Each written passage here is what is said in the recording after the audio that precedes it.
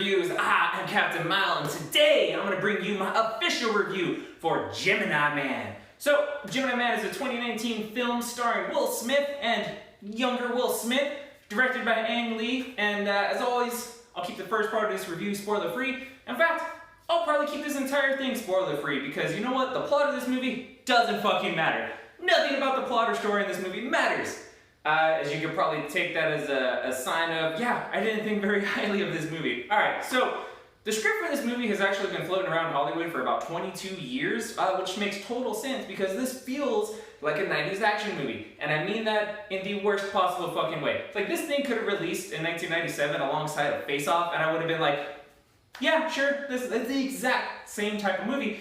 And Face Off is great because of nostalgia, but if that type of movie released now, you'd be like, oh, well, that's dumb as fuck.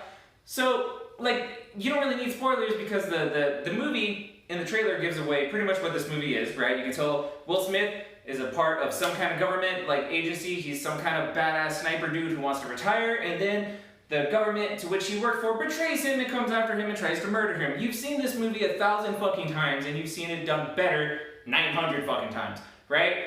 But the twist to that, and the way they try to keep this fresh, is the soldier they send to kill him is him. It's a clone of him. If you couldn't figure that out from the fucking trailer, life's gonna be hard for you, huh?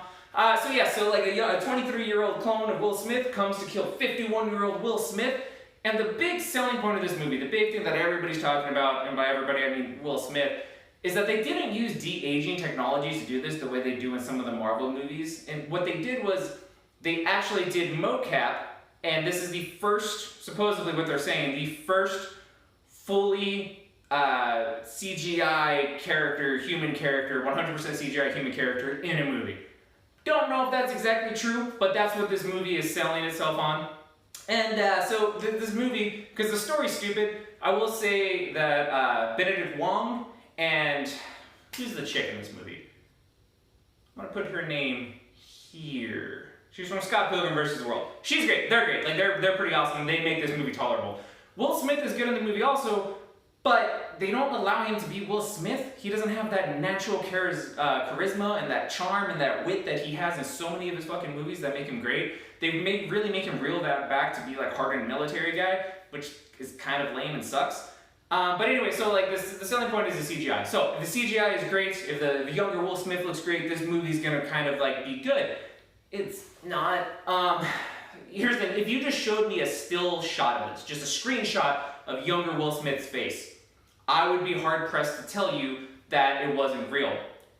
I think the same thing every time I see a screenshot of the new Call of Duty game, and then I play the fucking game, and I'm like, no, that looks good. Clearly, it's a fucking video game. That's how you feel here. It looks off the entire time, like it just looks wrong, because the CGI is not that good yet. You can tell it's not real, so there's this little part of your brain that's like, oh, that's not real. And you know why you don't think that with Thanos? Because Thanos is a big purple fucking alien. So you're not trying to go for 100% realism, but with this, they are. And there are moments in the movie when like young Will Smith is just standing there. And if he's just standing there not moving, it looks fine. But the second he starts moving, or talking, or like doing anything in motion, you're just like, well, that's clearly fake as fuck. And it's passable for the most part, because a lot of where you see him is in dark scenes, because that's like an old trick you do with CGI. You have it happening in dark or weather, so that way you can't really see as many of the flaws in it. But the final shot of this movie is just broad daylight, and it looks fucking terrible. Fucking terrible. Like, the rest of the movie you can make excuses for, but that shot, the ending shot, the resolution shot, looks fucking terrible. It looked like a really shitty video game on screen with Will Smith. That's how bad it was. They also do this thing where they try to, like, I think, affect his voice digitally to make him sound younger, like not quite as old and raspy and shit like that, and that just sounded weird. Like, you could tell they fucked with the voice and it sounded weird. They also do this thing when they're fighting, they fucking like speed up the action and try to make it go super fast and like super quick, and it's apparently this movie was shot in 4K 120 frames a second, which is great, and I'm sure it's gonna look dope in that. Almost no movie theater in the fucking country could support that, so you're not really seeing the movie as intended, so I mean, whatever. But those fight scenes were weird, and again, it looked like a video game fighting. It looked like a fucking dude fighting a video game. Like, they didn't even do, I don't think they did like the body double stand-in shit with Will Smith fighting another guy, like another actor. No, they just it was straight up CGI. It looked as bad is Blade 2, when Blade was fighting the vampires on the lights and how fucking terrible that looked almost as good. Like it was so bad, completely took me out of the movie. So, the main selling point of this movie is not good. The acting, minus some like bright spots here and there, was not good. The story was slow and boring, and they literally go from exposition dump to exposition dump from exposition dump. Every time they're like, we gotta go here, I was like, fuck, that's another 20 minutes of my life. It got to the point where I went and saw it at a nice theater, very comfy seats, the kind where like you hit the button, you recline all the way back, you're very spacious. And I had worked all night, been up all day, and then went to watch this movie. And I was almost nodding off. I was almost falling asleep, and at one point I made the conscious decision, fuck it, I'm gonna fall asleep. Not gonna miss anything. But then I was like, nay.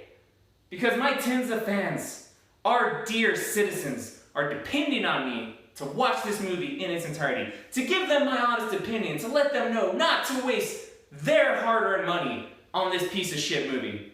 That is my promise to you, citizens. I will always spend my money and sacrifice my time and sleep to watch shitty movie after shitty movie after shitty movie to let you know what is worth your time and what you should avoid like the fucking plague. Do not go see Gemini Man in theaters. This movie sucked. And hey, if you enjoy our content, you want to watch more videos, more reviews, more reactions, our Joker review is up. Check that out. Weapon 2 and I dive really deep into what made that movie. Good, bad? I don't know. You have to watch the review, find out what we thought. Your boy T. Cruller has posted not one but two! Count them, two! What gets me heated episodes? That's 2 for the price of 1, baby. You can go check those videos out, see what's got them pissed off. Spoiler alert, it's a lot of things. And as always, if you've enjoyed this video, thank you for joining me on this episode of the world's greatest news and reviews. If you've enjoyed, be sure to like and subscribe. Peace.